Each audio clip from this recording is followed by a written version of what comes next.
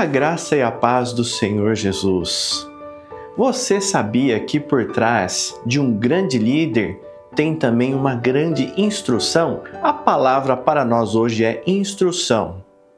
Veja só, no livro de Josué, capítulo 1, versículo 8 diz assim: Não te aparte da tua boca o livro desta lei, antes medite nele de dia e de noite, para tudo que fizeres vos irá bem, para não desviares nem para a direita e nem para a esquerda, e o teu caminho então prosperará. Este é o segredo de um grande líder, este é o segredo de um servo e uma serva do Senhor, para que possa ir tudo bem na sua vida, na sua casa, na sua família. Você encontra na palavra do Senhor. Medite na palavra, busque a palavra de Deus e Ele fará o sobrenatural. Que o Senhor continue te abençoando poderosamente em nome do Senhor Jesus.